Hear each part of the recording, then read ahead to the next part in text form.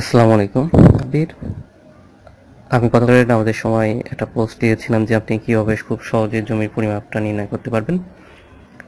তে কমেন্টস যে আসলে কথা আমার জানার প্রয়োজন ছিল যে কেন যে আমার কাছে ধারণা হয়েছিল যে সবাই হয়তো জানেন। তো যাই হোক, যারা জানেন বা যারা জানেন না তারাও দেখে নিতে পারেন। আর যারা জানেন না বেসিক্যালি তাদের জন্যই এই টিপসটা, যে খুব সহজে আপনি কীভাবে জমির পরিমাপটা নির্ণয় করতে পারবেন। তো চলুন সেটা কীভাবে করা যায়। ফার্স্ট অফ অল আপনার হাতে অবশ্যই অ্যান্ড্রয়েড একটা ফোন থাকা লাগবে। এটা একটা অ্যাপসের মাধ্যমে করা হয়। তো first of all Google play store থেকে আপনি এই ল্যান্ড ক্যালকুলেটর এই অ্যাপসটি নামিয়ে নেবেন। ল্যান্ড ক্যালকুলেটর লিখে গুগল প্লে স্টোরে সার্চ দিলে আপনি অ্যাপসটা পেয়ে যাবেন। তো আসুন এটা কিভাবে কাজ করে সেটা আপনাকে দেখাই, কেন যে এখানেও অনেকে ভুল করে থাকবে।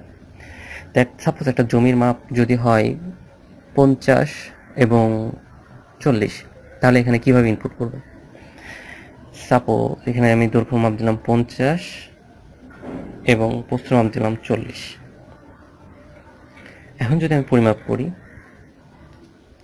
দেখুন কোনো রেজাল্ট আসতেছে না। রেজাল্ট আসছে না। এখন এখানে যদি 0 আর এখানে যদি 0 দিই, দেখুন একটা রেজাল্ট আসছে। কি রেজাল্ট আসছে? 50 আর 40-এর রেজাল্ট আসছে।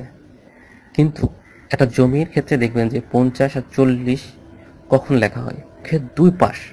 এখানে কিন্তু জমির দুটো দৈর্ঘ্য দুটো প্রস্থ, অর্থাৎ একটা জমি সাধারণত চতুর্ভুজের একটা জমির দুটো দৈর্ঘ্য থাকে এবং দুটো প্রস্থ থাকে।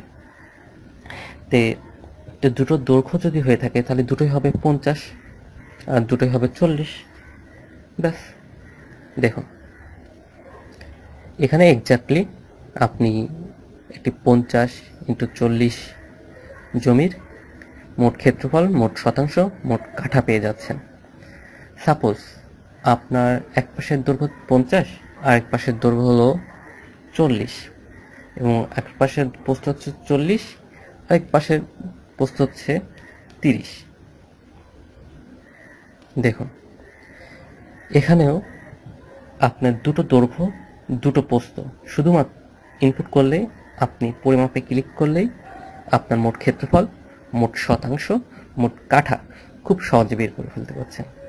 এখন আপনাকে এর জন্য জানা লাগবে না কীভাবে ভাগ হলো, কীভাবে গুণ হলো, শুধুমাত্র আপনাকে ভ্যালুটা কীভাবে সুন্দরভাবে ইনপুট করতে হবে এইমাত্র এটা জানলেই হবে। তা আশা করি এই টিপসটা আপনার সবাই ভালো লেগেছে। আর আপনাদের যত সিভিল ইঞ্জিনিয়ার আছে এই অ্যাপসটার সম্পর্কে আপনি জানিয়ে দিতে পারেন। অ্যাপসটা আমার অবশ্য নিজের না, আমিও আপনাদের মতো একটা প্রবলেম পড়েছিলাম যে জমির পরিমাপটা নিয়ে যে কীভাবে নির্ণয় করব। তখনই আমি চিন্তা করেছিলাম যে এটা কীভাবে সহজে জানা যায় বা কীভাবে খুব সহজে করা যায়।